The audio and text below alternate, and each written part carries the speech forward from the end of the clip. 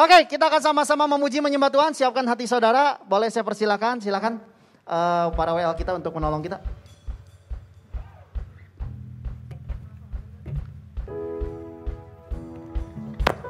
Oke, cek. Oke, saya boleh minta yang di Arkana boleh bangkit berdiri. Kita sama-sama memuji Tuhan, amin.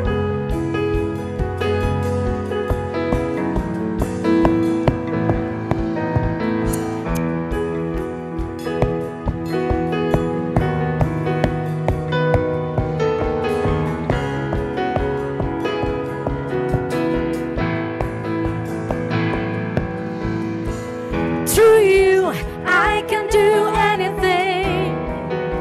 I can do all things.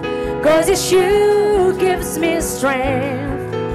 Nothing is impossible. Through you, strongholds are open. Strongholds are broken.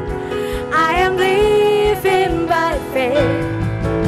Nothing is impossible.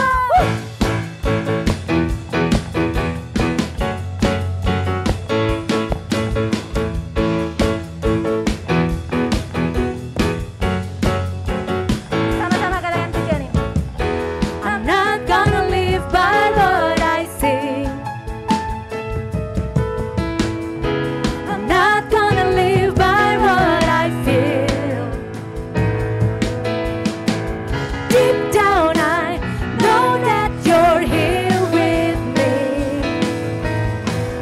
I know that you can do anything.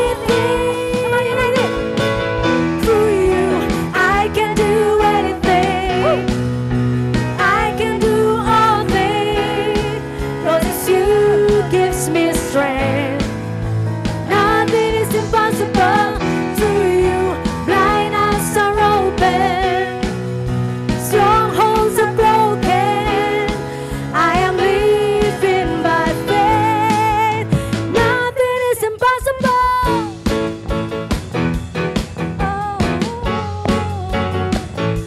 Semuanya ya, kita sama-sama nyanyikan pujian ini, amin.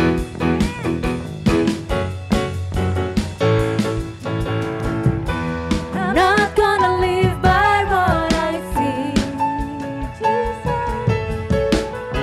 I'm not gonna live by what I feel. Deep down I know that you're here with me. I know that you can do anything. Come on! Through you, I can do anything. I can do all things. 'Cause it's you gives me strength. Nothing is impossible. Through you, blind eyes are open. Strongholds are broken. I am living by faith. Nothing is impossible.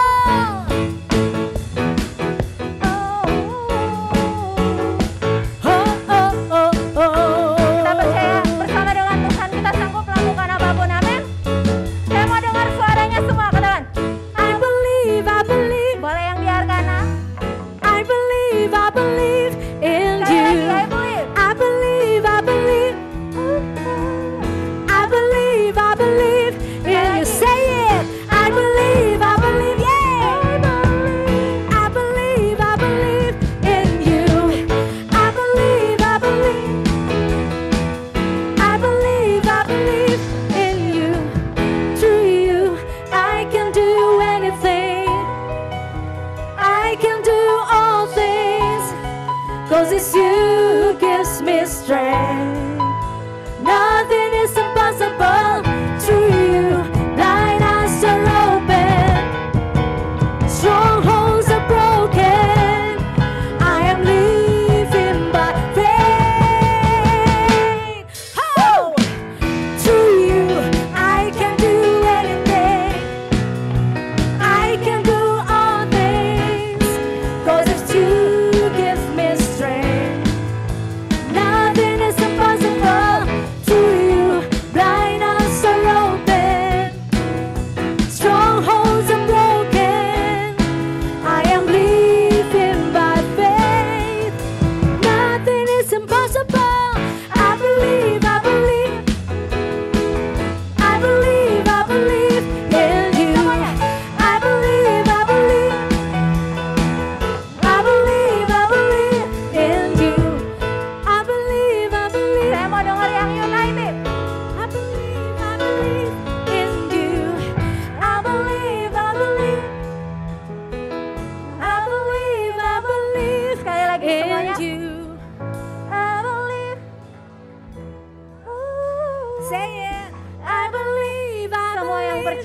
sanggup in dan you.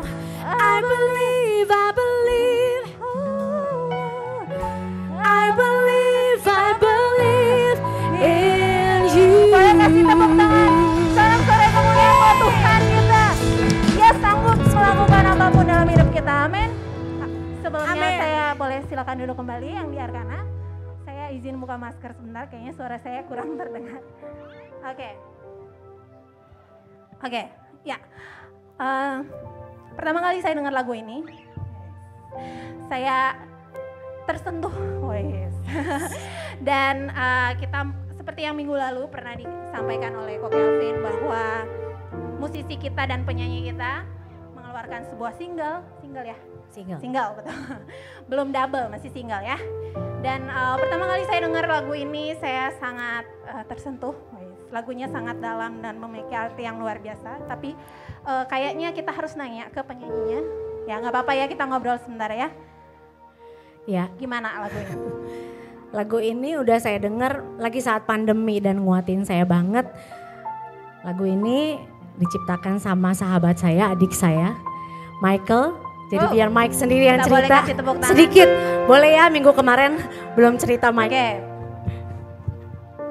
Gak apa-apa, use your mask. Ya. Coba, ini gak biasa ngomong soalnya, gak apa-apa ya. Kita tanya, oke lagunya tuh liriknya terinspirasi atau didapat dari mana? Shalom semuanya. Dari mana ya ceritanya? Saya percaya setiap orang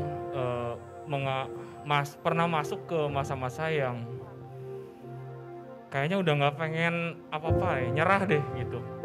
Cuman bersyukur saya ditempatkan di lingkungan yang sehat secara rohani.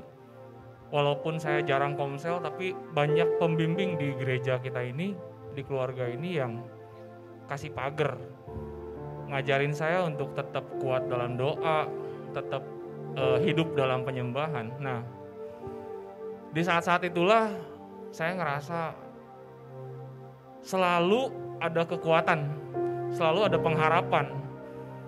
Masa-masa yang segimana susah gitu, kita tetap bisa lewat. Walaupun sekarang belum lewat masa sukar itu, tapi kita tetap punya harapan untuk jalanin hari ini gitu. Wow. Nah, menurut saya mudah-mudahan apa yang saya dapat ini bisa juga ngedorong spirit keluarga kita untuk tetap dalam penyembahan, tetap hidup dalam komunitas yang sehat, yang tetap segar gitu suasana rohaninya. Itu aja sih. Thank you. Wow, boleh kasih tepuk tangan buat Komang. Kita akan sama-sama bawa pujian ini ya, dinyanyikan langsung oleh penyanyinya ya. Saya minta tolong boleh co-host tampilkan liriknya. Ya. Terima kasih juga buat Widi yang udah bikin lagu Ya, ini thank you juga buat Ko Widi. lebih manis. Thank you Widi. Ada liriknya, kita sama-sama nyanyikan ya.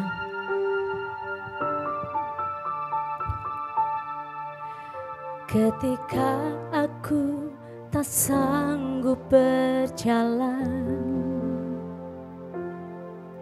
semuanya gelap dan tanpa arah, aku berlutut dan datang ke hadirat-Mu dalam doa. Ku percaya di saat aku lemah tak berdaya, serasa hidupku takkan bertahan. Aku bersujud dan datang ke hadirat dalam doa. Ku percaya pengharapanku hanya pada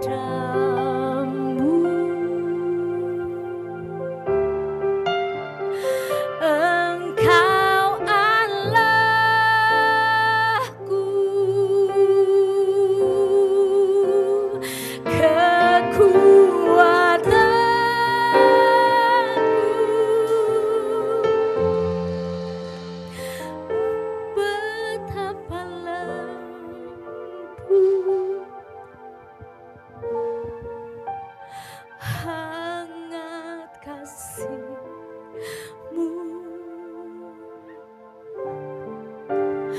Ku mau menyembah-Mu, hanya Kau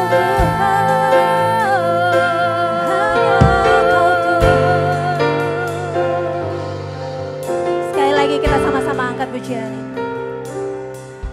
Ketika aku tak sanggup berjalan, Sebab Engkau kekuatan kami. semuanya gelap dan tanpa arah. Aku berlutut dan datang ke hadirat-Mu dalam doa. Ku percaya di saat aku lemah tak berdaya, serasa hidupku takkan bertahan. Aku bersujud dan datang ke hadirat-Mu Dalam doa kami percaya. ku percaya.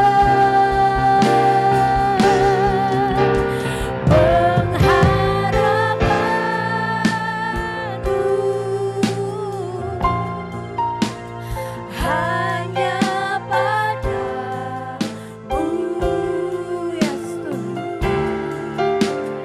Engkau Allahku, kekuatanku,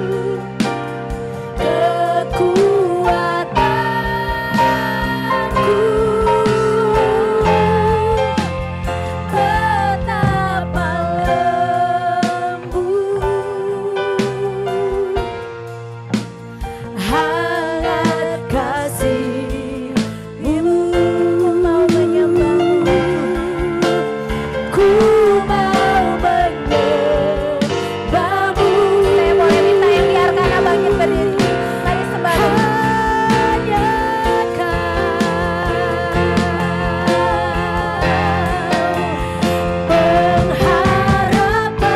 pengharapanku Hanya di dalam-Mu Tuhan. hanya padamu, Engkau Allahku, Kau kekuatanku Tuhan. kekuatanku, betapa lembut hangat kasih-Mu. Ku mau menyembah-Mu, hanya Kau. Katakan pengharapan. Pengharapanku Mari angkat tanganmu Kak. Tanda kita menyerah pada Tuhan. hanya pada Sebab Tuhan kekuatan. Yes. Engkau Allah, Kau Allah kami.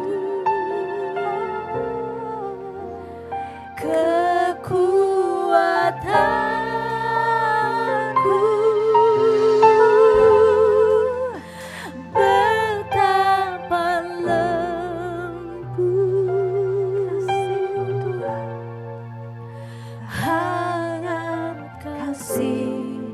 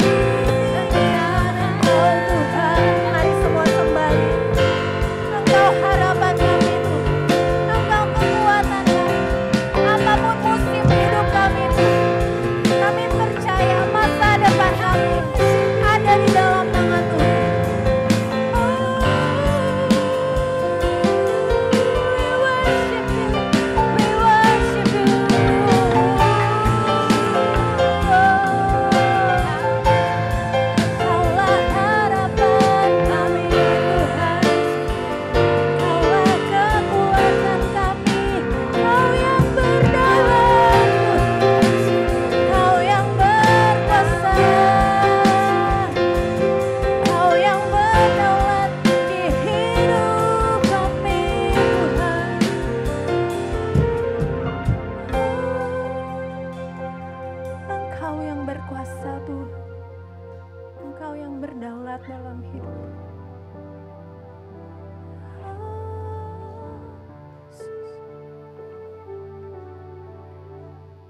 Ya Tuhan. Kau yang berkuasa, surga bumi kan menyembah Yesus Raja segalanya. Kau yang berdaulat. Kau yang berdaulat, surga bumi kan menyembah Yesus Raja selamanya. Sekali lagi katakan, Kau yang berkuasa. Kau yang berkuasa, surga bumi kan menyembah Yesus Raja segalanya. Kau yang berdaulat. Kau yang berdaulat, surga bumi kan menyembah Yesus Raja selamanya.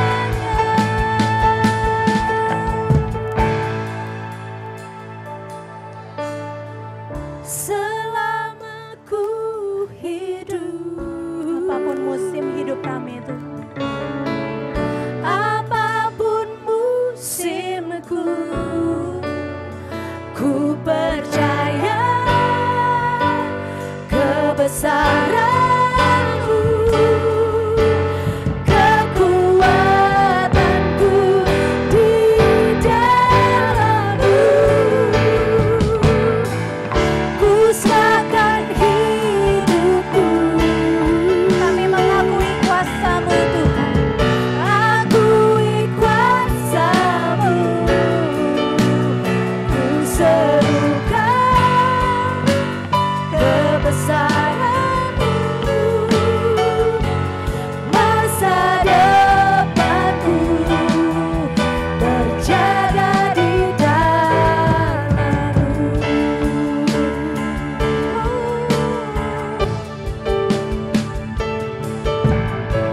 Selama ku hidup, apapun musimku, ku percaya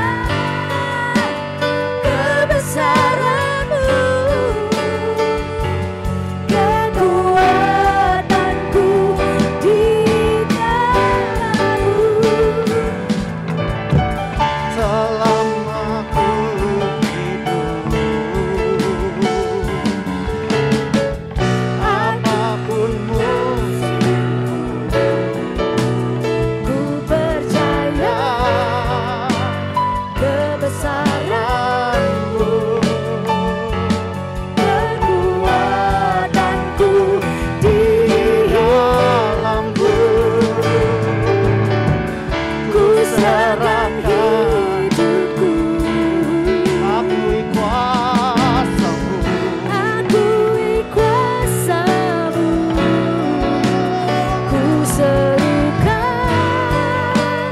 kebesaran-Mu, masa depan. Sekali lagi, come on.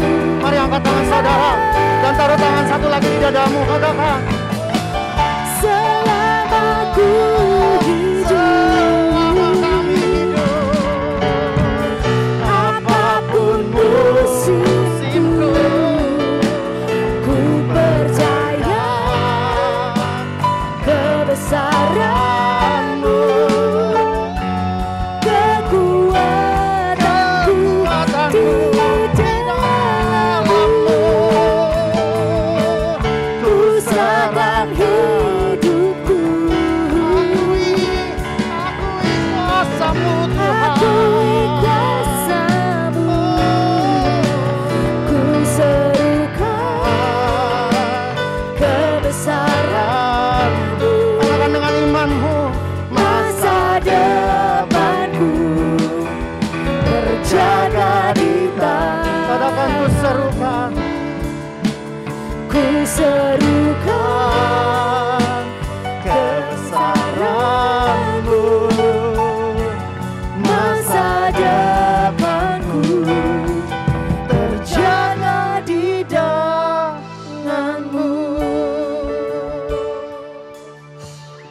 musik mengalun, mari angkat pengakuanmu kepada Tuhan sendiri. Baik saudara yang di Arkana, baik saudara yang di rumah. Pujian ini menuliskan lirik yang begitu indah. Tapi sungguh lirik yang dituliskan ini pun kita hidupi. Mari angkat pengakuanmu saudara. Apapun musim hidup saudara hari-hari ini. Come on, come on. Saya ajak setiap kita mari. Mari angkat suaramu. Angkat suaramu. Ku mau hidup Mari bersyukur. Mari Aku mau menyembahmu. Hidup Mari bersyukur pada Allah yang setia, pada Allah yang tak pernah tinggalkan kita, pada Allah yang selalu ada bagi kita. Dia diam dan bersemayam di dalam kita.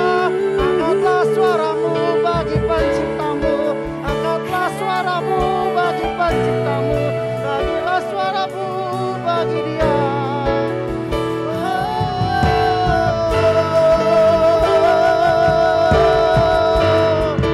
Naikkan syukurmu.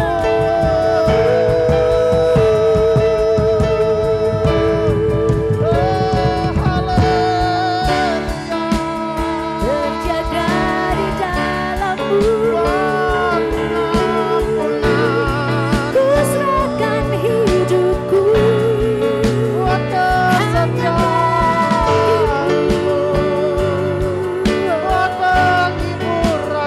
hanya hanya bagimu.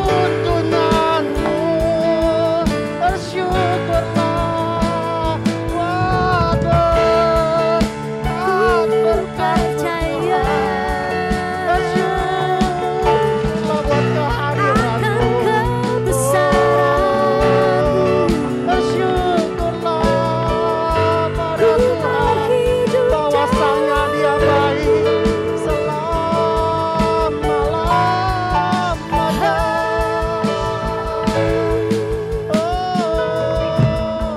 selama ku hidup. Amin Tuhan. Apapun musimku, ku percaya kebesaranmu, kekuatanku di dalammu. Ku serahkan hidupku,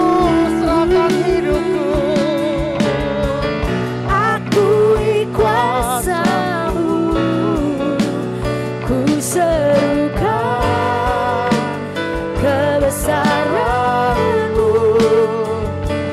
Masa depanku terjaga di dalam. Katakan masa depanku. Masa depanku terjaga di dalam. Naikkan sorak-sorai yang terbaik buat Tuhan. Naikkan sorak-sorai bagi Dia, bagi Dia, bagi Dia. Come on, yang lebih meriah lagi, come on saudaraku. Naikkan sorak-sorai bagi Dia yang duduk bertahta di atas segala-galanya. Haleluya. Terus sejenak di hadapan Tuhan. Apapun musim kehidupan kita, satu hal yang pasti. Every knee will bow and every tongue will confess. Dalam literatur yang lain, dalam terjemahan yang lain, Sotori saya pernah baca, sampai semua lutut dipaksa berlutut, sampai semua lidah dipaksa mengaku. Tuhan baik bagi kita. Kalau hari-hari ini sepertinya kita ada dalam situasi dan keadaan sepertinya memaksa kita pada akhirnya untuk berlutut, bertekuk dan mengaku. Hanya Yesus. Bersyukur untuk hal itu. Bersyukur untuk hal itu. Karena keadaan itu kita alami Tuhan dalam hidup ini. Thank you Lord. Thank you Jesus. Thank you. Thank you. Terima kasih buat setiap musim dalam hidup kami Tuhan. Kalau kami hari ini hidup, kami mau katakan Ini bukan karena keringat kami. Ini bukan karena kerja keras kami. Ini karena berkat-Mu Tuhan. Kami tidak hidup dalam keringat kami. Kami tidak hidup oleh karena kutuk Tuhan. Tapi kami hidup oleh karena berkat Tuhan. Terima kasih Bapa buat pemeliharaan Tuhan. Sampai hari ini kami bisa hidup baik, sehat. Mungkin kami masih bisa menyaksikan Zoom ini dengan baik. Terima kasih Tuhan. Pagi hari ini kami biarkan Roh Kudus talk inside every each of us. Suaramu lembut. Kami gak mau keraskan hati kami.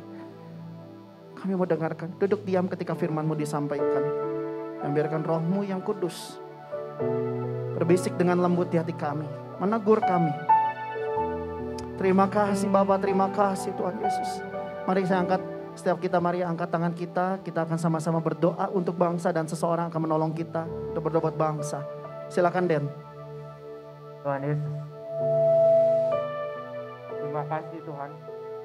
Kami percaya Tuhan, Tuhan begitu sayang sama negeri ini ya Tuhan. Negeri Indonesia di mana kami tinggal. Kami bersyukur kami ada di dalamnya ya Tuhan. Terima kasih banyak Tuhan buat semua hal yang Tuhan berikan. Kami percaya negeri ini ada, kami ada di negeri ini. Untuk tujuan, untuk kemuliaan nama-Mu ya Tuhan. Kami berdoa ya Tuhan, biar pemerintah yang berkuasa, kami percaya bahwa Tuhan di atas segalanya. Tuhan sudah menempatkan orang-orang yang ada dari atas sampai bawah, kami percaya itu semua ada dalam rencana-Mu. Kami semua, itu semua ada karena Tuhan mau mendatangkan kebaikan untuk negeri ini ya Tuhan. Kami berdoa mohon Tuhan, biar negeri ini semakin hari semakin ke arah yang lebih baik ya Tuhan. Lebih baik dan lebih baik ya Tuhan.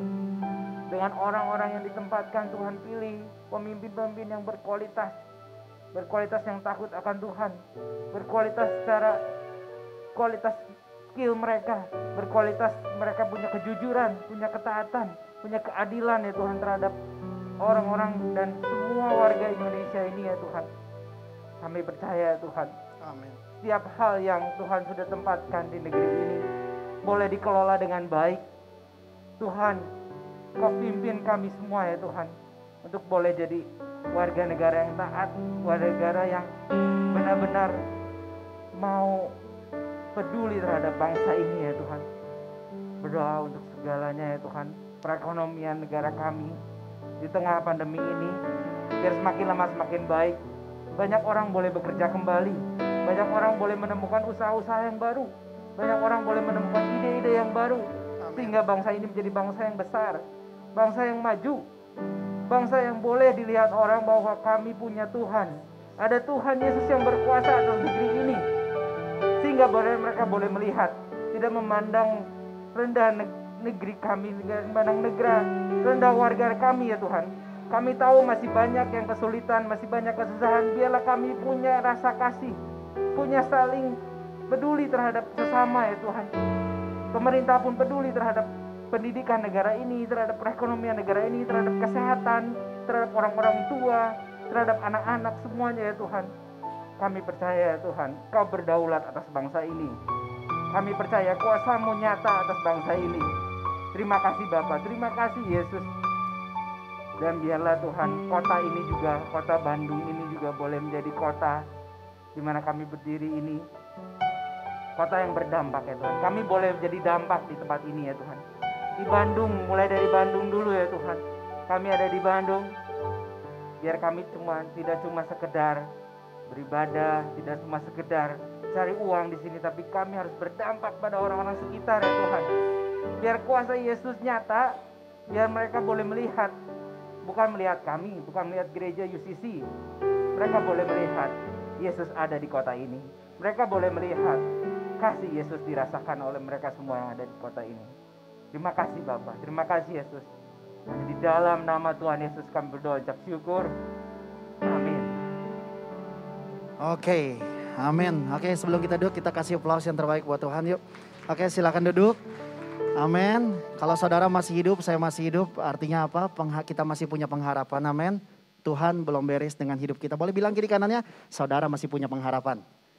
Ayo saling encourage satu sama lain, saudara masih punya pengharapan. Amin. Oke saudaraku, sebelum kita akan dengarkan firman Tuhan bersama-sama, ada beberapa pengumuman penting untuk kita, baik untuk kita simak bersama. Oke, yang pertama saya mau welcome baik Bapak Ibu Saudara yang baru join lagi dengan kita di Zoom service, dan juga Bapak Ibu Saudara yang baru pertama kali juga hadir di Arkana. Oke, boleh videonya di zoom out, video Arkana, supaya saudara bisa lihat yang di rumah. Hari ini saya bersyukur saya bisa melihat Arkana terisi penuh. Wow. Oke, dan boleh lampunya tolong dinyalakan kok Chris. Lampunya tolong dinyalakan, oke. Dan perlu saudara ketahui bahwa mulai per bulan Mei, artinya minggu depan, kita akan naikkan slot pertemuan kita di sini menjadi 40 orang, including dengan yang pelayanan. Oke. Sebentar kita akan mendengarkan firman Tuhan. Koan sudah bisa bersama-sama dengan kita, suaranya dan wajahnya bisa ditampilkan. Koan. Oke. Mana coba di layar belum terlihat nih Koan. Oke, yes Koan. Gimana Koan? Koan setuju bahwa kita harus menjadi berkat buat kota dan bangsa Koan? Setuju sekali. Setuju sekali. Ada pesan dari Koan untuk kita punya hati terhadap kota dan bangsa Koan? Sedikit aja. Saya pikir memang kasih kita harus diekspresikan bukan sebatas perasaan tapi dalam tindakannya. Mungkin itu saja. Mantap. Bahwa tindakannya kita adalah ekspresi dari kasih kita. Sedap. Oke, Koan, kita akan bersama-sama berdoa dulu sebelum kita mendengar firman Tuhan. Mari kita berdoa. Bapa di dalam sorga, we thank you for your mercy, for your grace. Dan sebentar kami akan mendengarkan kebenaran firman Tuhan yang akan disampaikan oleh Koan. Mari Tuhan bicara buat setiap kami. Kami buka hati kami buka telinga kami. Kami buka mata rohani kami, mata kami yang selama ini buta, gak bisa melihat apa-apa tentang kebenaran-Mu. Bukakan hari ini Bapa, supaya kami boleh mengerti kebenaran firman-Mu dan kami boleh menjadi pelaku firman dalam kehidupan. Terima kasih Bapa.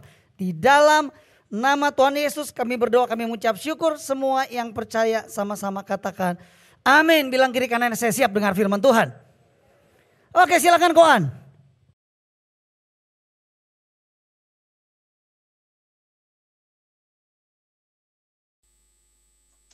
Oke. Ya, selamat siang UCC. Senang sekali kalau dalam kesempatan ini bisa melayani kebenaran firman Tuhan buat kita semua tentunya. Dan dalam kesempatan ini saya ingin mengajak kita belajar sama-sama tentunya dari firman Tuhan tentang sebuah pelajaran yang saya pikir sangat penting untuk kita ketahui, untuk kita hidupi. Dan saya beri judul sharing saya dalam kesempatan ini adalah Musuh Gereja yang Terhebat. Nah, mengapa saya memilih judul Musuh Gereja yang Terhebat? Karena tentu kita sadar bahwa sebenarnya musuh kita ini yaitu bukan darah dan daging tentunya. Dan gereja sebenarnya sedang diserang. Nah, sebelum kita lihat, kita belajar dari beberapa ayat, saya ingin mengajak untuk kita membuka pelajaran ini dengan sebuah pertanyaan yang menjadi bahan perenungan kita. Perenungan ini adalah hasil dari sebuah keresahan dan jeritan hati saya. Apakah itu? Bahwa pernahkah kita bertanya kepada diri sendiri tentunya, bahwa mengapa kekristenan itu belum berdampak bagi dunia? Pertanyaan ini saya pikir harusnya kita jawab dari pribadi lepas pribadi.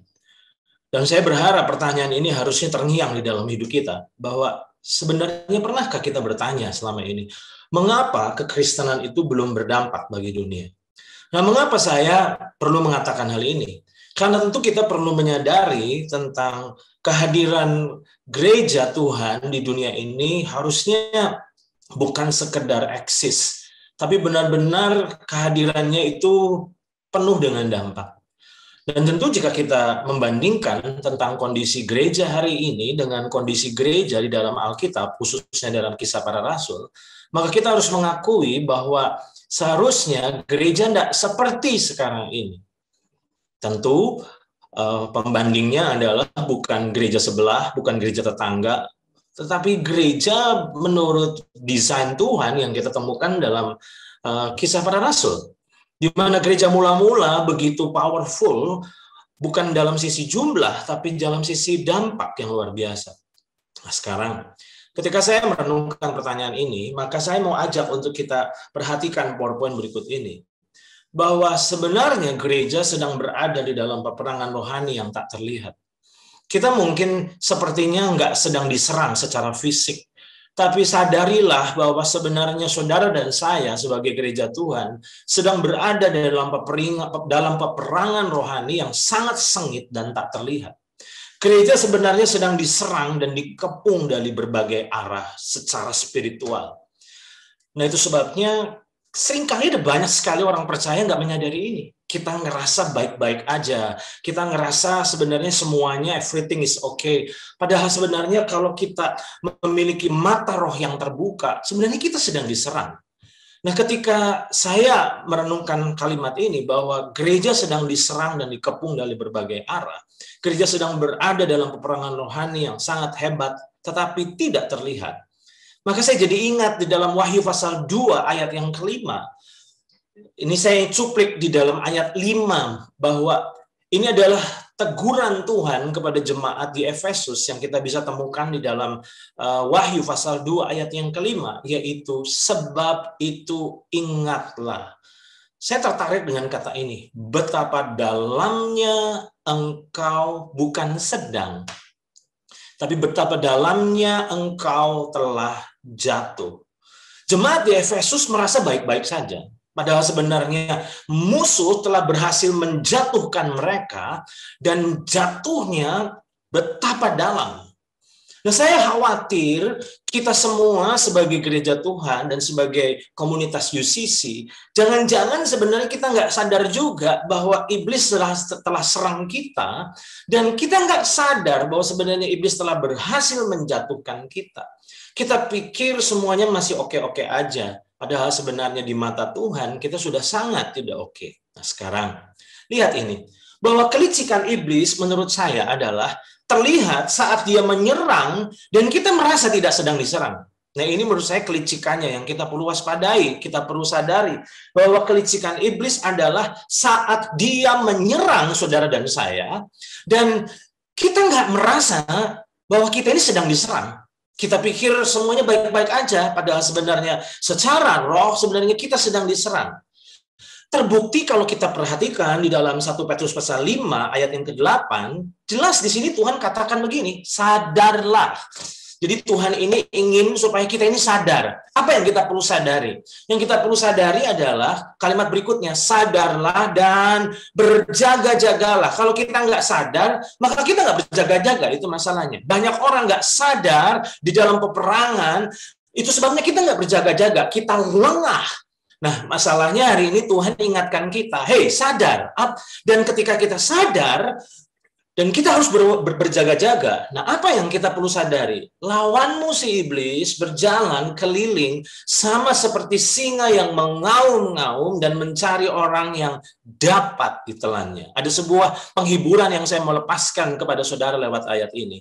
Ada orang-orang yang dapat ditelannya, tapi juga ada orang-orang yang tidak dapat ditelannya. Saya berdoa supaya saudara dan saya, yaitu gereja Tuhan, dalam hal ini adalah komunitas UCC, adalah didapati oleh Tuhan, didapati oleh iblis bahwa kita adalah orang-orang yang tidak dapat ditelannya. Nah sekarang, saya akan masuk ke poin berikut ini. Bahwa selama ini gereja sedang terus berjaga-jaga dari serangan musuh. Dan apa yang kita perlu ingatkan bahwa selama ini gereja sedang terus berjaga-jaga dari serangan musuh dan yang terus mendesak maju dan berusaha untuk masuk ke dalam. Makanya ada banyak gereja, ada banyak komunitas yang melakukan peperangan rohani. Ada yang berkata, wah kita ini doling, doa keliling kota katanya. Lalu kita peperangan Pak. Nah oke, sekarang pertanyaan saya, selama ini seringkali kita sedang terus berjaga-jaga dari serangan musuh. Terbukti kita berkata, waduh ini gereja lagi diserang sama roh perzinahan, roh perceraian, roh ketakutan, dan di situ kita mewaspadai serangan-serangan dari roh itu. Dan waktu kita melihat bahwa rumah tangga kita mulai digoncang, digesek dengan begitu hebat, sampai-sampai kita tergoda bercerai, lalu kita jadi sadar, waduh kok ini kita lagi diserang nih. Nah sekarang pertanyaan saya adalah, saya setuju bahwa iblis itu menyerang kita dari berbagai arah dengan segala jenis roh-roh yang ada. yaitu roh ketakutan yang terus membuat kita hidup dalam ketakutan, dikuasai oleh kekhawatiran sehingga akhirnya gereja lumpuh. Dan apa yang terjadi? Masalahnya yang saya perlu ingatkan bahwa jangan hanya waspada terhadap serangan dari luar.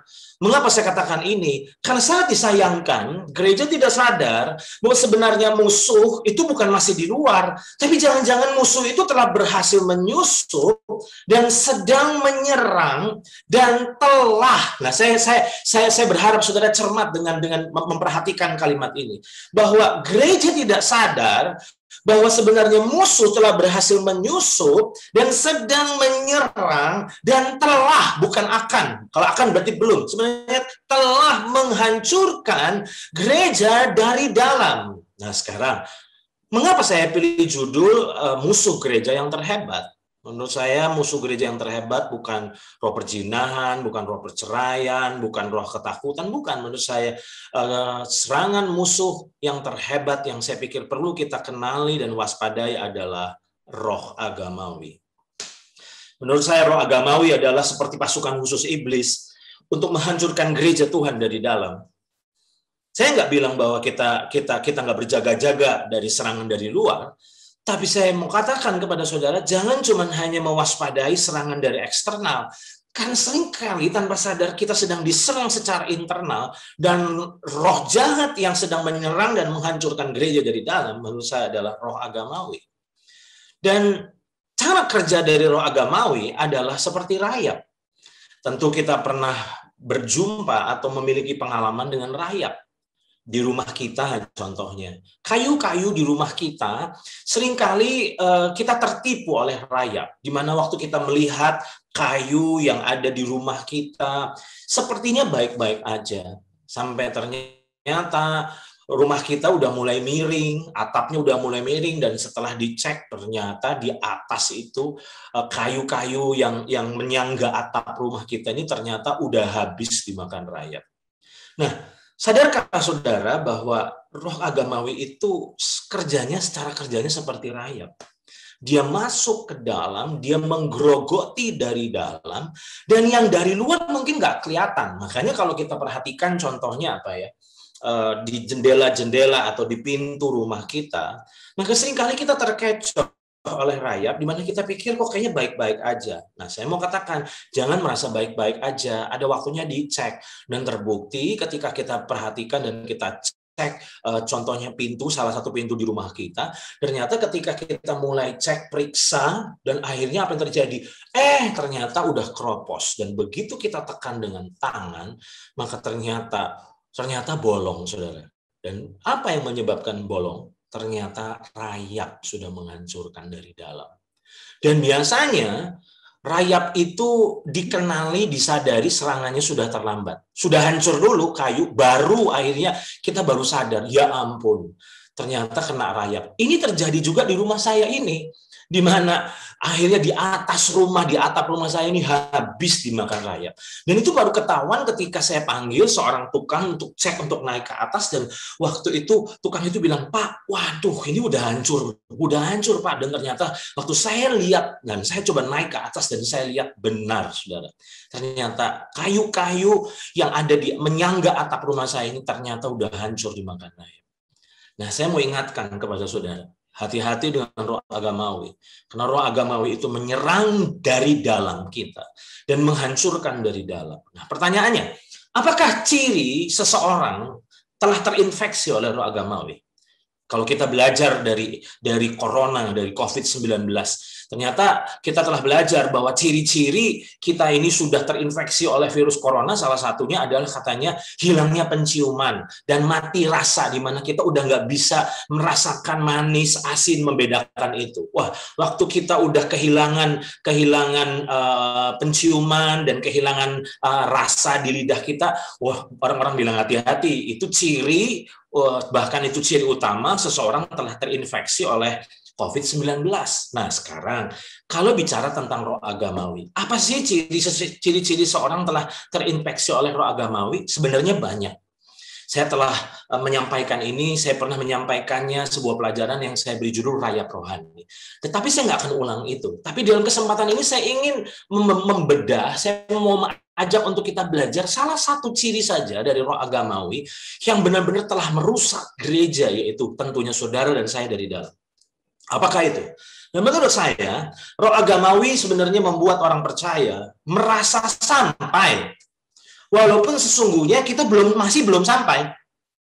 Nah, roh agamawi sebenarnya memberi kepuasan yang semu dan palsu, di mana kita merasa udah puas dengan kekristenan kita, padahal sebenarnya seharusnya kita masih terus perlu berjuang, perlu bertumbuh. Tapi seringkali ada banyak orang-orang yang udah merasa puas, sehingga akhirnya kita berkata, udah deh, mau apa lagi sih? Kan saya sudah kebaktian, kan saya sudah percaya Yesus, kan saya sudah berdoa, saya sudah baca Alkitab, apanya yang kurang lagi? Nah, masalahnya ada banyak sekali orang-orang percaya yang tanpa sadar kita telah jadi korban dari roh agamawi. Roh agamawi membuat orang percaya tidak dapat membedakan antara tahu dan kenal.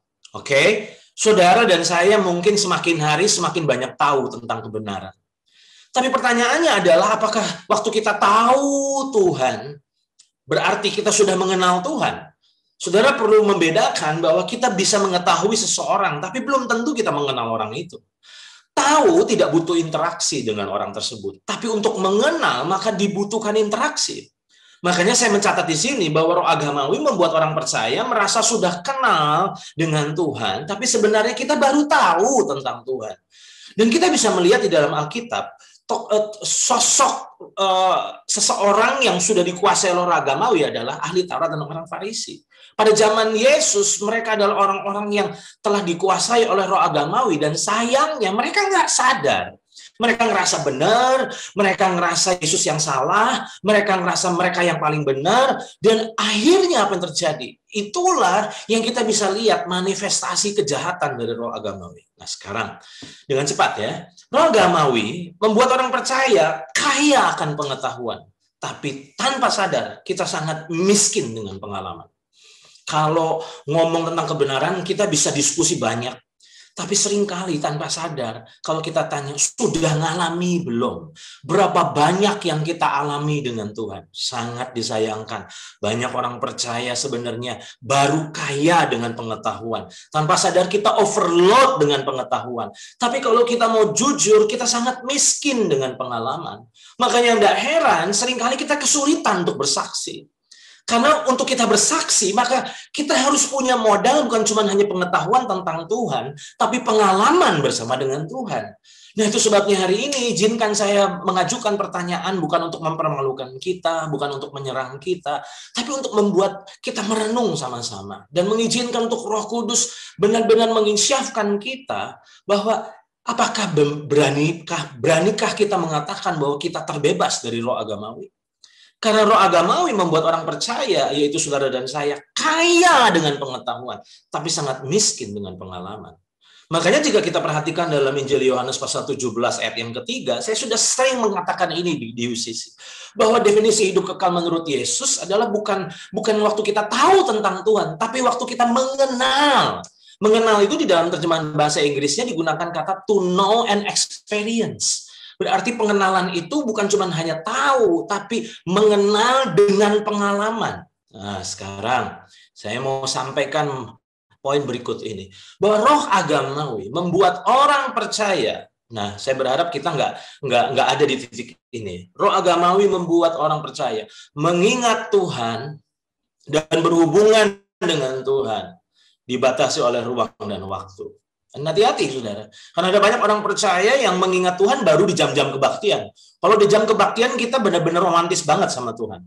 Wah, fokus banget, konsentrasi banget, menghormati Tuhan banget. Nah, masalahnya adalah setelah selesai kebaktian, apakah kita masih menghormatinya? Apakah kita masih mengingatnya? Apakah kita masih bergaul dengannya? Nah, masalahnya roh agamawi membuat orang percaya mengingat Tuhan dan berhubungan dengan Tuhan dibatasi oleh ruang dan waktu. Padahal sebenarnya Tuhan bukan cuma ada di jam ibadah kita.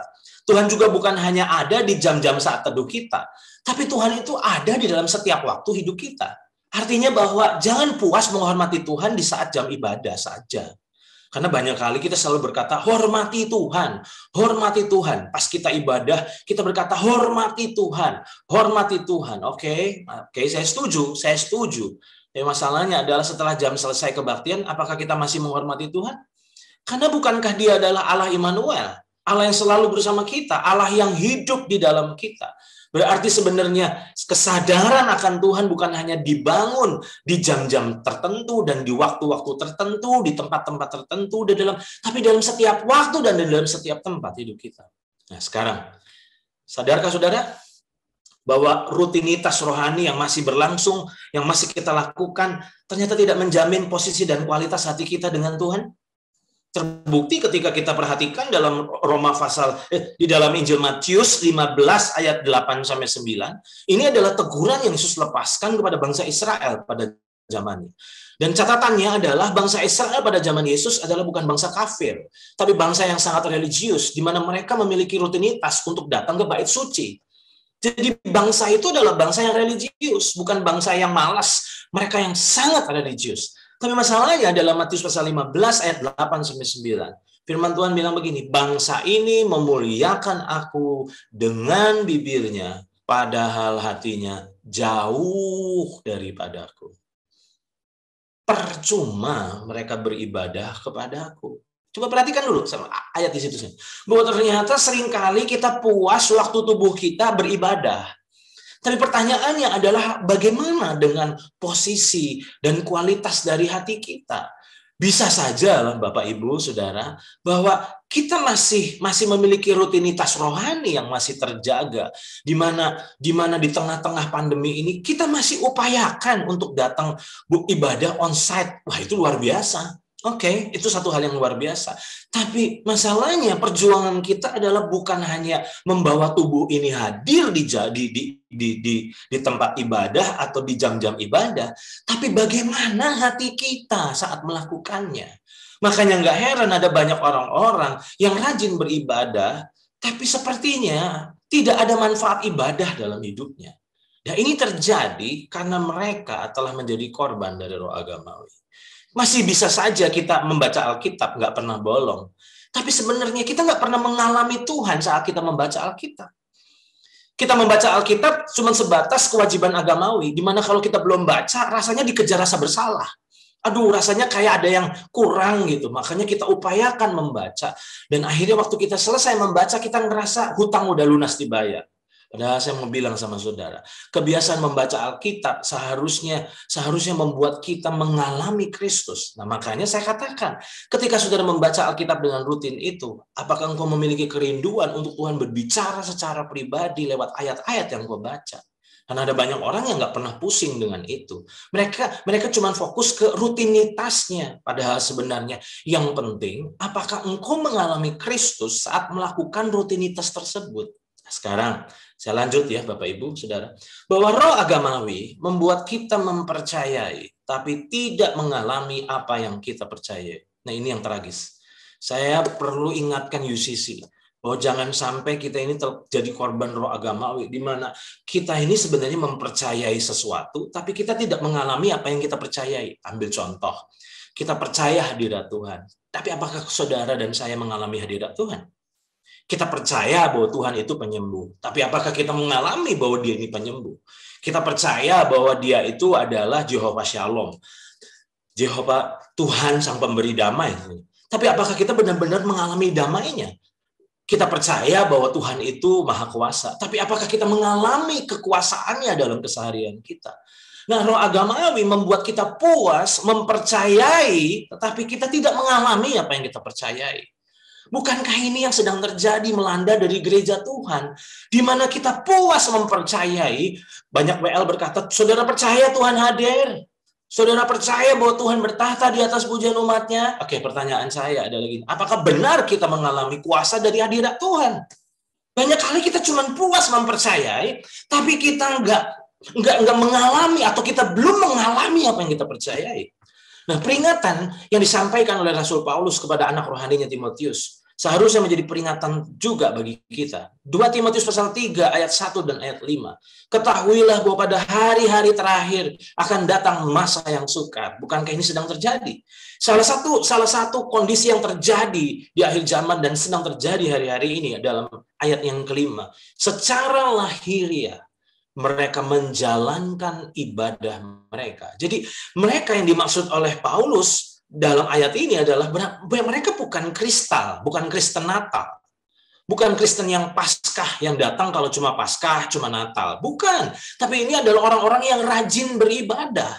Jadi bisa saja secara lahiriah kita masih menjalankan ibadah kita. Dimana kalau kita nggak datang ibadah, ada rasa kayak dikejar bersalah gitu.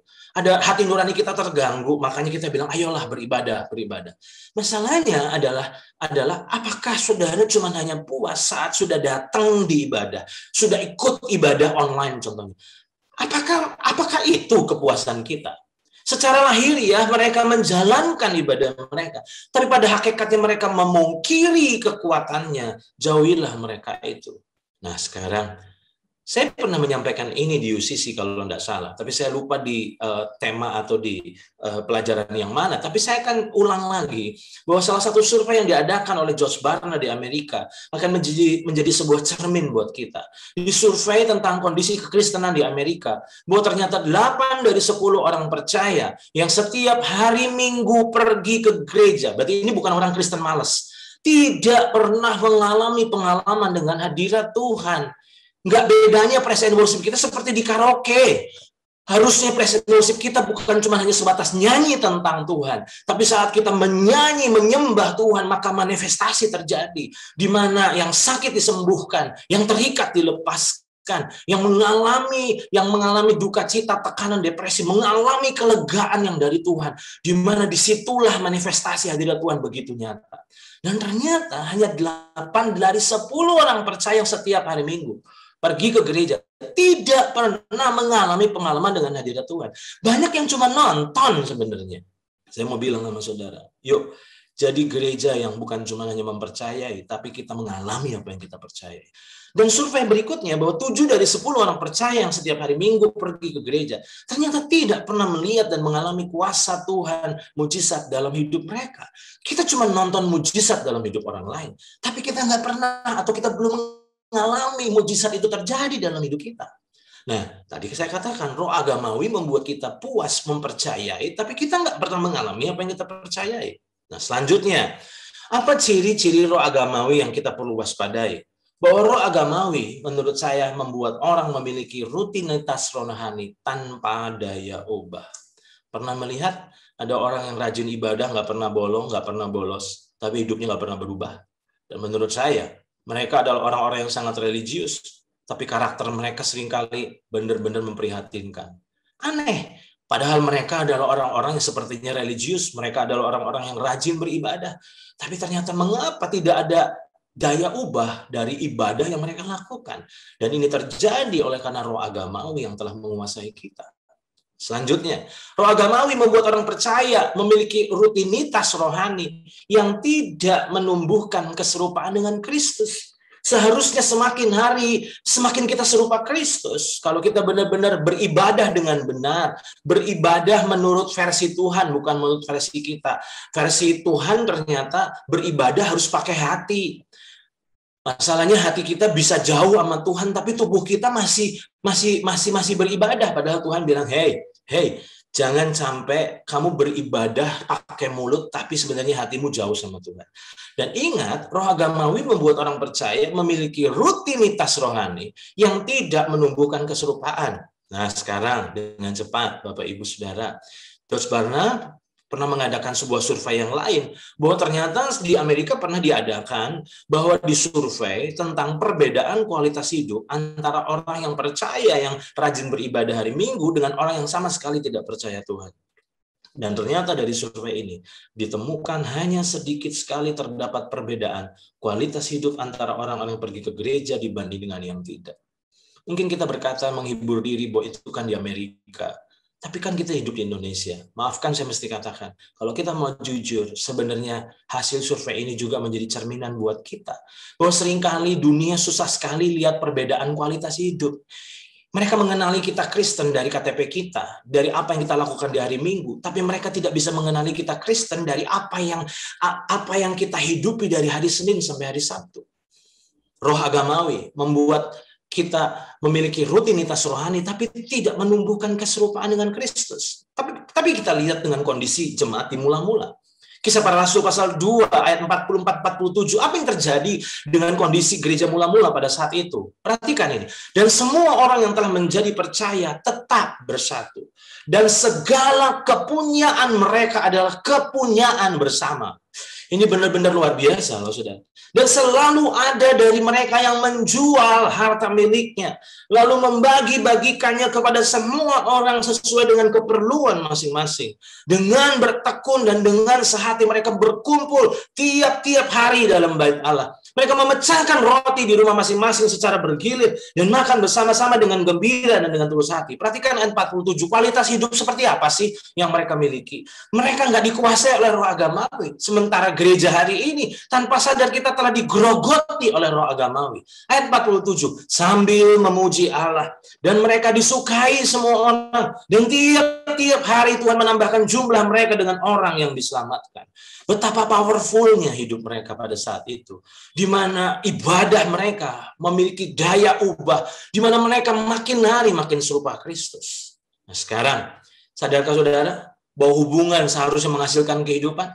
Kalau saudara merasa memiliki hubungan dengan Tuhan, maka saudara pasti akan mengalami kehidupannya Tuhan. Dan kehidupan pasti akan menghasilkan pertumbuhan. Apa yang kita bisa harapkan dari bunga atau tanaman hias buatan? Tidak akan pernah ada pertumbuhan karena tidak ada kehidupan. Tapi berbeda ketika tanaman itu hidup, karena ada kehidupan pasti ada pertumbuhan. Makanya saya tuliskan di sini, hubungan kita seharusnya menghasilkan kehidupan. Kehidupan ternyata akan menghasilkan pertumbuhan. Dan pertumbuhan akan menghasilkan perubahan. Jadi kalau hari ini kita merasa diri adalah orang-orang yang bergaul dengan Allah, beribadah dengan Allah. Pertanyaan saya, sudah berapa banyak perubahan yang terjadi dalam hidup kita? Saya ingat pengalaman dari Sakeus. Jika kita perhatikan dalam 1 Korintus 15 ayat 33, firman Tuhan berkata, janganlah kamu sesat. Pergaulan yang buruk merusakkan kebiasaan yang baik. Dari ayat ini kita bisa tahu the power of relationship, kekuatan dari pergaulan. Di mana ketika satu kali saya membaca ayat ini ada hal yang Tuhan singkapkan. Jika pergaulan yang buruk merusakkan kebiasaan yang baik, maka pergaulan yang baik seharusnya merusakkan kebiasaan yang buruk. Makanya saya tuliskan di sini pergaulan seseorang dengan Tuhan seharusnya merusak kebiasaan-kebiasaan buruk dalam hidupnya. Jadi kalau kita memang benar-benar bergaul dengan Tuhan, maka seharusnya ada banyak lewat pergaulan yang baik kita dengan Tuhan itu, ada banyak pergaulan-pergaulan buruk dalam diri kita yang dirusak, di mana akhirnya yang tadinya kita rusak, makin hari kita makin dipulihkan oleh Tuhan. Bukankah ini kita bisa lihat dalam diri Sakeus? Pergaulannya dengan Yesus mengubah total hidupnya. Dari seorang yang cinta uang, dari seorang yang sangat selfish, self-centered, tapi diubah lewat apa? Kekuatan pergaulan dengan Yesus. Sudah berapa lama kita percaya Tuhan? Sudah berapa lama kita beribadah? Sudah berapa banyak ibadah yang kita hadiri?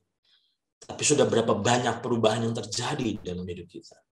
Roh agamawi membuat kita puas dengan rutinitas agamawi.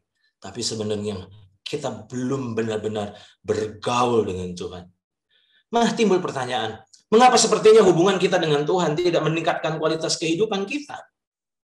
Saya pernah cerita, satu kali sebelum tidur saya lihat bahwa HP saya ini lowbat.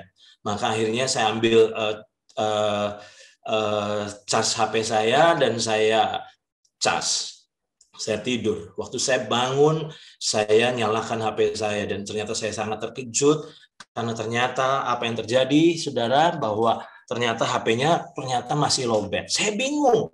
Saya katakan bukankah semalam saya sudah cas, tapi mengapa kok nggak terjadi proses charging? Dan ternyata setelah saya periksa, ternyata waktu saya saya hubungkan charger ini ke stop kontak di kamar saya, ternyata nggak sampai ngeklik, saudara. Saya cuma hanya colok dan sepertinya udah ngeklik, tapi sebenarnya belum ngeklik. Dan karena belum ngeklik, makanya nggak ada arus listrik yang dialirkan ke HP saya. Kelihatannya ngeklik, tapi sebetulnya belum ngeklik. Saya mendapat sebuah pelajaran. Banyak orang percaya kelihatannya ngeklik sama Tuhan, Kelihatannya terhubung sama Tuhan, tapi sebenarnya hatinya belum terhubung. Makanya tidak ada aliran kehidupan Tuhan yang dialirkan dari hidup kita kepada hidup kita. Nah sekarang, roh agamawi menurut saya membuat orang percaya memiliki jarak aman dengan Tuhan. Saudara sadar bahwa roh agamawi membuat kita memiliki jarak aman dengan Tuhan? Kenapa saya katakan jarak aman? Banyak orang percaya itu puas dengan jarak aman. Kita bilang begini, jangan jauh-jauh sama Tuhan. Nanti kita nggak diberkati. Tapi kita juga nggak berani terlalu dekat sama Tuhan. Karena kita tahu, kita sadar bahwa kalau kita dekat-dekat sama Tuhan, nanti kita takut Tuhan itu minta banyak dari kita. Makanya akhirnya apa yang terjadi? Kita puas dengan jarak aman dengan Tuhan. Makanya ada banyak orang bilang gini, udahlah, nggak usah fanatik-fanatik. Kristen sih Kristen aja, nggak usah yang aneh-aneh, nggak usah yang sungguh-sungguh. Saya mau katakan kepada saudara, kalau saudara mengatakan itu, jangan-jangan kita sudah terinfeksi oleh roh agamawi. Di mana sebenarnya kita puas dengan jarak aman. Yang penting kan nanti kalau mati kapan-kapan, kita udah tenang, kita selamat. Tapi saya mau bilang sama saudara, ingat baik-baik, roh agamawi membuat orang memiliki jarak aman dengan Tuhan. Dan itu berbahaya sekali. Bagaimana dengan Wahyu pasal 3 ayat 15-17? Teguran Tuhan kepada jemaat di Laodikia. Aku tahu segala pekerjaanmu. Engkau tidak dingin dan tidak panas. Alangkah baiknya jika engkau dingin atau panas. Jadi karena engkau suam-suam kuku dan tidak dingin atau panas, aku akan memuntahkan engkau dari mulutku. Karena engkau berkata, aku kaya. Nah ingat, jemaat Laodikia itu ngerasa baik-baik saja loh. Aku kaya dan aku telah memperkaya diriku dan aku tidak kekurangan apa-apa. Dan karena engkau tidak tahu, banyak kita nggak tahu, bahwa engkau melarat dan malang, miskin, buta dan telanjang. Bayangkan, roh agamawi membuat kita jadi Kristen suam. Perhatikan ayat ini. Engkau tidak dingin dan tidak panas. Alangkah baiknya jika engkau dingin atau panas. Jadi Tuhan itu tidak suka. Jadi kita tuh jadi Kristen yang nanggung. Dibilang anak Tuhan, tapi juga masih mirip-mirip anak setan kita ini. Tapi dilihat anak setan, tapi kita juga masih ada ciri-ciri anak Tuhan. Di mana kita ini nanggung, saudara. Saya mau katakan kepada jemaat UCC hari ini, bahwa jangan jadi Kristen nanggung. Kalau mau jadi Kristen yang benar. Jadi Kristen yang serius. Kalau kurang serius, lebih baik berhenti jadi Kristen. Karena buat apa? Karena Tuhan ingin kita ini benar-benar memutuskan, mau panas atau mau dingin sekalian. Jangan nanggung. Nah sekarang, saya akan tutup dan saya akan akhiri dengan ini. Kalau memang kita bisa saja terinfeksi oleh roh agamawi dan kita nggak sadar selama ini. Masalahnya adalah apa solusi untuk kita sembuh dari penyakit roh agamawi? Menurut saya, solusi bebas dari roh agamawi bukan lewat pelepasan, tapi lewat pertobatan. Nah, banyak orang percaya berpikir bahwa, waduh, ini perlu pelayanan pelepasan. Saya mau bilang sama saudara, solusi dari roh agamawi bukanlah pelepasan, tapi pertobatan. Karena yang dimaksud dengan pertobatan adalah bukan berhentinya merokok, bukan berhentinya berjudi, bukan berhentinya berzina, tapi pertobatan yang dimaksud adalah pertobatan yang dipicu oleh kesadaran akan posisi hati kita. Makanya tadi Tuhan berkata, percuma mereka beribadah, mereka menyembah aku dengan bibir, tapi hatinya jauh. Nah sekarang, saya mau ajak untuk kita lihat ini. Sadarkah saudara, bahwa roh agamawi membuat kita jatuh di dalam dan tidak terlihat dari luar? Mungkin orang-orang yang kita kenal, mereka nggak menyadari bahwa kita ini udah jatuh. Mereka lihat bahwa kita masih baik-baik saja. Bahkan kita sendiri merasa diri kita masih baik-baik saja loh. Padahal sebetulnya di mata Tuhan kita sudah jatuh. Makanya saya katakan roh agamawi itu membuat kita jatuh di dalam dan tidak terlihat dari luar. Sekarang, bagaimana dengan tentang kondisi jemaat di Efesus yang kita bisa temukan dalam kitab Wahyu pasal 2? Pasal 2 ayat sampai Wahyu pasal 2 ayat 2 sampai ayat 5 ini adalah teguran Tuhan kepada jemaat di Efesus. Kalau kita perhatikan dalam ayat 2 ayat 3 itu prestasi yang kalau kita lihat dari jemaat di Efesus pasti kita akan salut sama mereka. Karena ini adalah kualitas kerohanian yang mumpuni. Ini bukan kualitas kekristenan ecek-ecek, tapi ini adalah kualitas kekristenan yang mumpuni. Aku tahu segala pekerjaanmu, baik jerih payahmu maupun ketekunanmu. Aku tahu bahwa engkau tidak dapat sabar terhadap orang-orang jahat. Mereka nggak kompromi, loh, saudara. Bahwa engkau telah mencobai mereka yang menyebut dirinya rasul, tapi yang sebenarnya tidak demikian. Bahwa engkau telah mendapati mereka pendusta. Dan engkau tetap sabar dan menderita oleh karena namaku. Dan engkau tidak mengenal lelah. Jadi jemaat di Efesus pada saat itu, jemaat yang luar biasa di pemandangan banyak orang. Tapi ternyata di pemandangan Tuhan, ternyata mereka udah jatuh dan terlalu dalam jatuhnya. Perhatikan ayat ini. Namun demikian aku mencela engkau, karena engkau telah meninggalkan kasihmu yang semula. Sebab itu ingatlah betapa dalamnya engkau telah jatuh. Bertobatlah dan lakukanlah lagi apa yang semula engkau lakukan. Jika tidak demikian, aku akan datang kepadamu dan aku akan mengambil kaki dianmu dari tempatnya jika engkau tidak bertobat. Jadi kalau kita ada di posisi mereka, kita akan bingung kalau Tuhan bilang bertobat kamu. Karena kita berkata kalau pertobatan itu bicara tentang berhentinya dari kebiasaan-kebiasaan buruk. Jemaat di Efesus adalah bukan jemaat yang kompromi. Mereka adalah orang yang radikal, luar biasa sepertinya. Tapi ternyata mereka semua melakukan semua itu dalam kondisi hati yang jauh sama Tuhan. Sekarang, sadarkah saudara bahwa roh agamawi membuat kita berfokus pada tindakan dan melupakan pentingnya faktor penggeraknya? Kita selalu berfokus pada tindakannya, padahal sebenarnya yang penting bukan cuma tindakannya, tapi faktor penggeraknya waktu kita melakukan tindakan itu. Terbukti dalam 1 Korintus pasal 13 ayat yang ketiga, kita bisa melihat ini, bahwa dan sekalipun aku membagi-bagikan segala sesuatu yang ada padaku, bahkan menyerahkan tubuhku untuk dibakar. Ini berarti kondisi orang yang misioner loh saudara. Hati-hati kalau saudara merasa diri adalah jadi jemaat yang misioner. Karena itu tidak menjamin kita bebas dari roh agamawi, saudara. Ayat ini berkata, dan sekalipun aku membagi-bagikan segala sesuatu yang ada padaku, bahkan menyerahkan tubuhku untuk dibakar, tapi jika aku tidak mempunyai kasih. Jadi bisa saja kita membagi-bagikan segala sesuatu, tapi bukan atas dasar kasih. Ayat ini berkata, tetapi jika aku tidak mempunyai kasih, sedikit pun tidak ada faedahnya bagiku. Hari ini saya mau katakan, mungkin yang saya sampaikan ini nggak enak didengar. Tapi saya berharap jangan merasa diri udah menang dari roh agamawi. Karena jangan-jangan kita telah menjadi korban selama ini. Sekarang, tadi saya katakan bahwa roh agamawi solusinya bukan pelepasan, tapi pertobatan. Menurut saya dibutuhkan pertobatan hati dan bukan sebatas perubahan perilaku. Nah, selama ini kita selalu berkata, saya sudah bertobat kok, saya sudah tinggalin semua kebiasaan-kebiasaan buruk saya. Nah, saya mau katakan itu baik.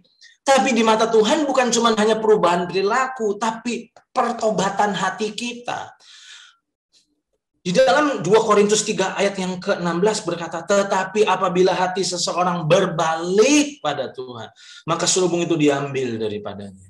Jadi pertobatan yang dimaksud adalah pertobatan hati. Coba cek bagaimana tentang kondisi hati kita, bagaimana kualitas hati kita. Bukan kualitas perilaku kita, tapi kondisi dan kualitas hati kita selama ini. Jangan-jangan sebenarnya kita bisa saja masih menyembah Tuhan dengan mulut kita, tapi hati kita udah sangat kering sebenarnya.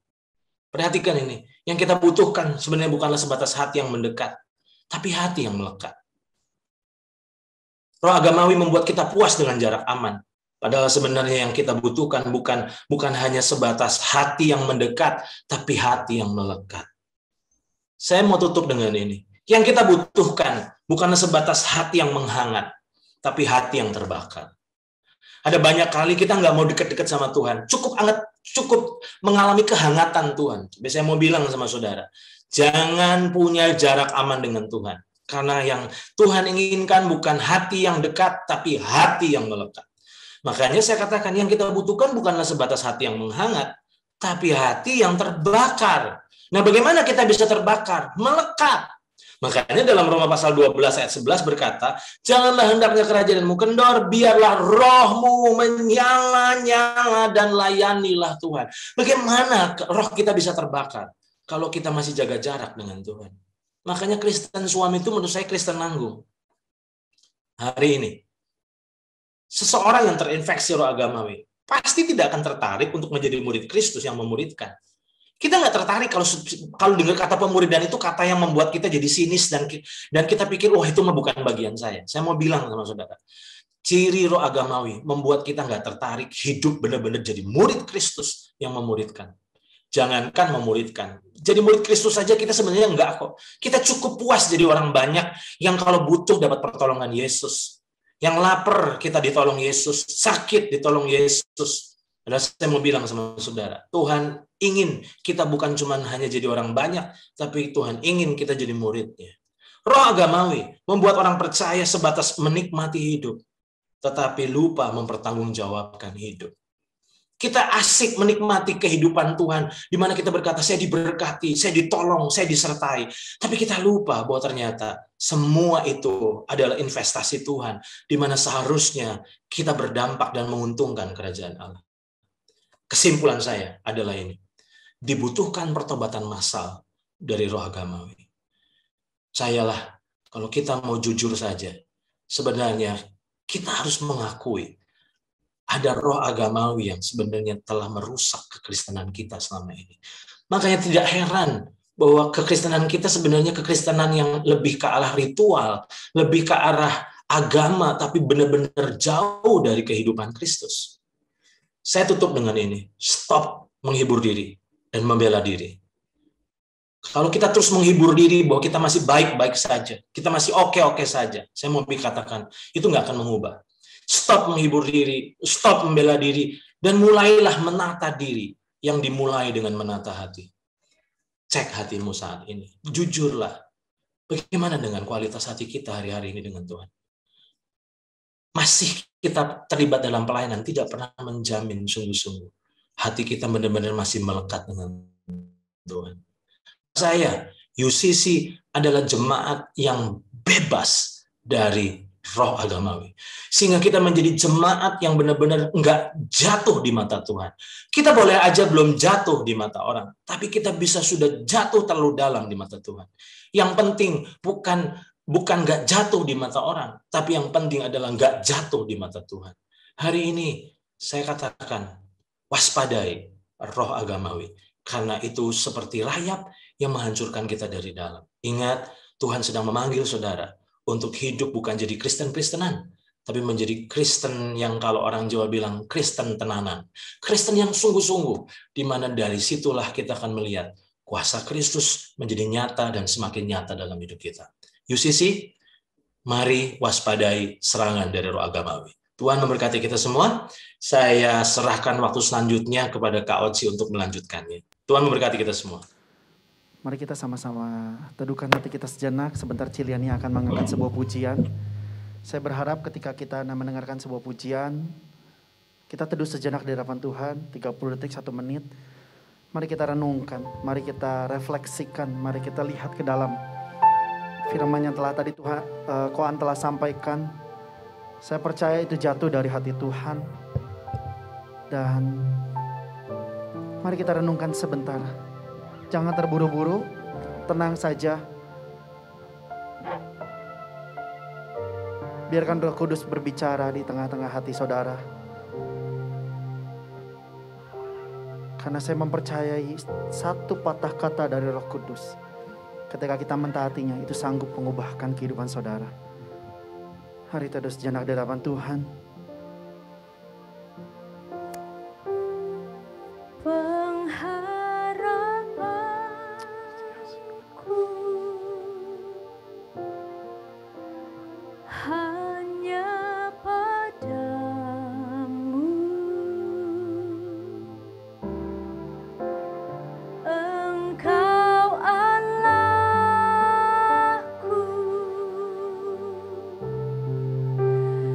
Kau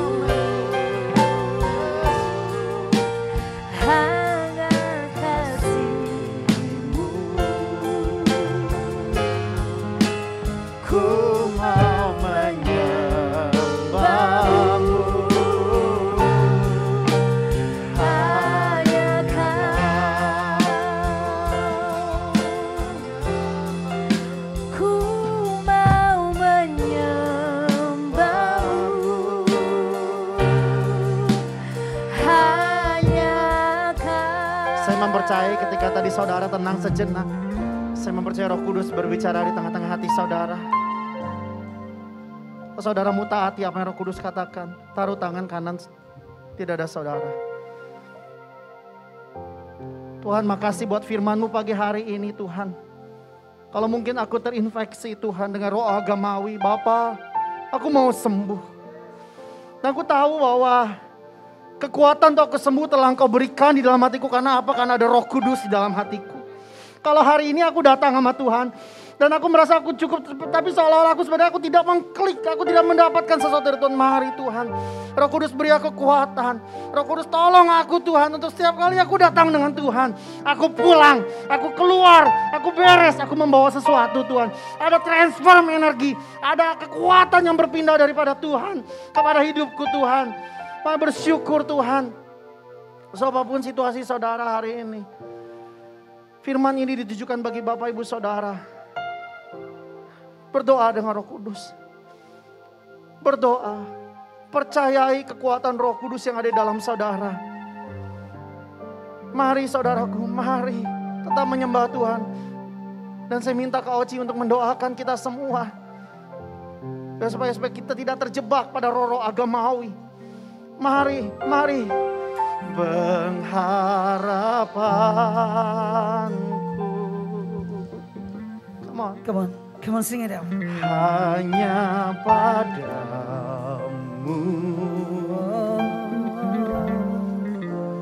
Engkau Allahku.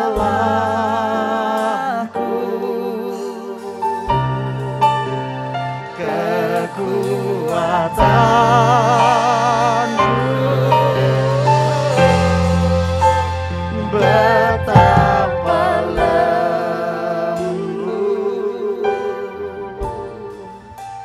hangat kasih-Mu. Ku mau menyembah-Mu. Come on everybody, come on sing it loud, come on. Hanya Kau Pengharapanku Tuhan.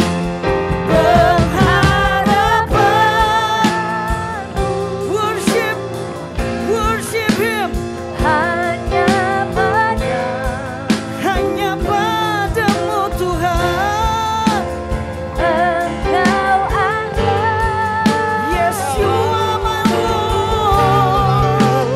Kekuatanku.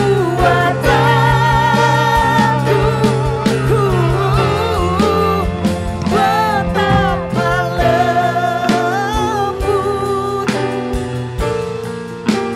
Hangat kasih. Mari angkat tanganmu, mari kita sembah Dia. Sing it one more time, come on church, come on everybody. He is here.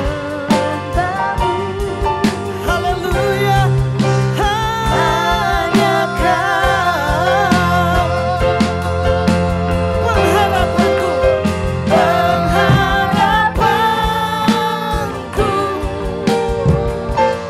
Whatever your problem, whatever your condition, trust Him at all times. Engkau Allahku, kekuatanku, selamanya Tuhan. Betapa lembut hangat kasih-Mu Tuhan. Ku mau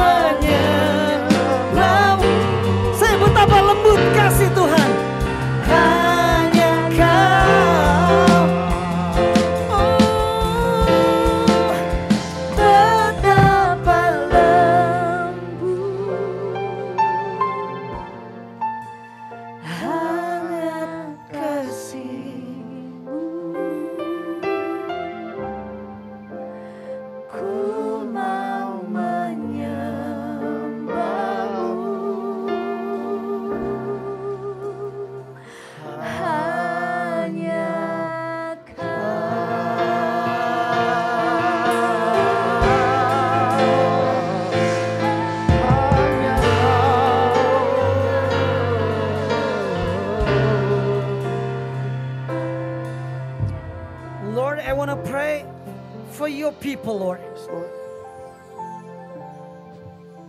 This morning we want to pray for your people, Lord. We want to pray for other people. We want to pray for family. Kami mau berdoa buat mereka semua. Kami mau berbalik. Kami mau kembali. Kami mau mengarahkan mata kami tertuju kepada Tuhan. Ampuni kalau selama ini kami mengarahkan mata kami kepada sesuatu yang bersifat materi, sesuatu yang bersifat fana, bukan sesuatu yang bersifat kekal. Sehingga itu memberi sebuah celah, sehingga rayap-rayap ternyata telah menyerang kehidupan kerohanian kami dari dalam. Sepertinya dari luar, gila lo keren. Sepertinya dari luar, gila lo kaya. Sepertinya dari luar, lo penampilan lo keren, beautiful. Sepertinya dari luar kita oke. Tapi sebenarnya telah terjadi sesuatu dari dalam. Kita telah diserang, kita telah dihancurkan. Sehingga yang nampak hanya kulit luarnya aja yang keren. Father, we come to you this morning. Kami datang kepadamu Tuhan. Kami mau kembali, kami mau mewaspadai setiap rayap-rayap rohani yang mencoba menghancurkan kerohanian kami. Kami mau merapat, kami mau mendekat kepada Tuhan. Hati kami bukan cuma sekedar mendekat, tetapi kami mau hati kami melekat kepadamu Tuhan. Kami berdoa untuk setiap anak-anakmu. Melepaskan berkat buat mereka semua. Melepaskan berkat buat mereka semua. Kekuatan anugerah dari Tuhan melimpah buat mereka semua. Untuk mereka terus berjuang di dalam kehidupan. Mewaspadai setiap celah sedikit pun apapun dalam kehidupan kami. Kami mau jaga. Kami mau terlibat di dalam komunitas. Karena komunitas menjaga kami. Karena komunitas ada untuk menjadi penjaga dalam hidup kami. Dan terlebih kami punya hubungan yang intim dengan Engkau. Our intimacy with God. Our intimacy with God. Our connection to our spiritual father. Our connection to club. Kepada komunitas yang selama ini Tuhan juga telah mengingatkan kami untuk jangan menjauhkan diri dari pertemuan ibadah.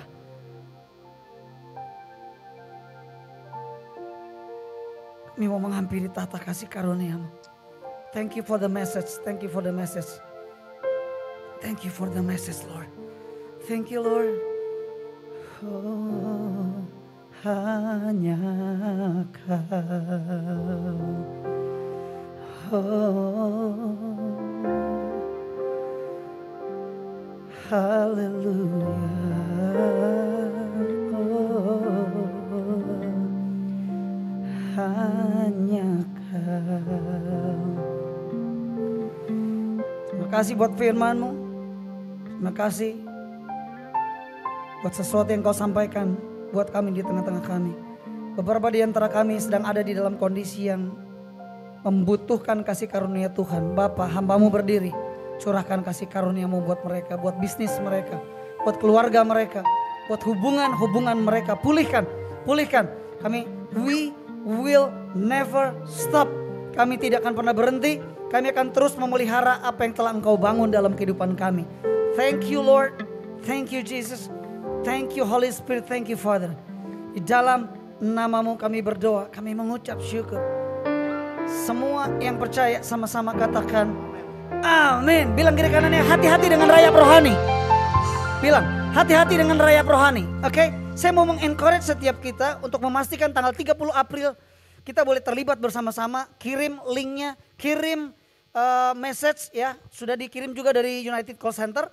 Ada video singkat, ada flyernya juga. Kirim ke saudara kita, ke kakak kita mungkin, ke siapapun yang menurut saudara mereka membutuhkan untuk bisa belajar tentang discover parenting. Saya percaya ini akan jadi berkat dan mereka akan suatu hari nanti berterima kasih kepada saudara. Kenapa?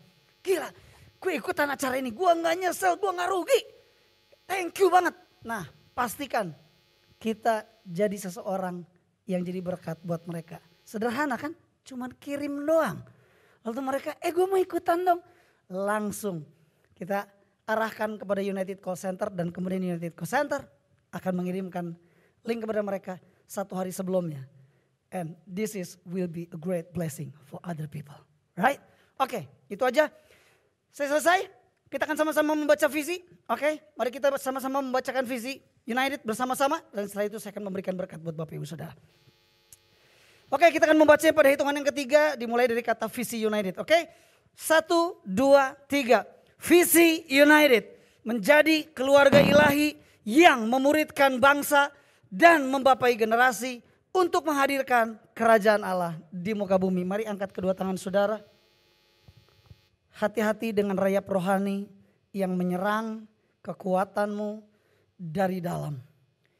Engkau bisa tampak keren di luar, tapi sebenarnya di dalamnya engkau rapuh. Karena apa? Karena engkau telah diserang dan dihancurkan. Kembali kepada Tuhan sang sumber kekuatanmu, bukan dari materi yang kau punya, bukan dari jabatan yang kau punya, bukan dari posisi yang kau punya di muka bumi ini, bukan dari itu, tetapi dari Tuhan, sang pemberi kekuatan, dan dialah kekuatanmu yang sesungguhnya.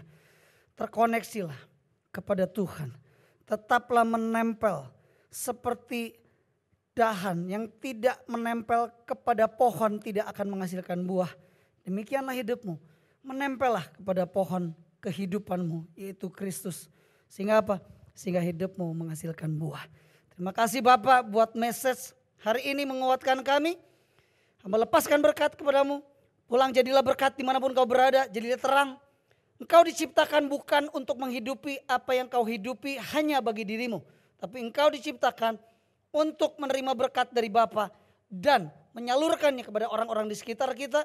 Dan cintai kotamu, cintai bangsamu, karena Tuhan telah memberkati engkau supaya engkau menjadi berkat. Di dalam nama Tuhan Yesus kami berdoa mengucap syukur. Semua yang percaya sama-sama katakan amin.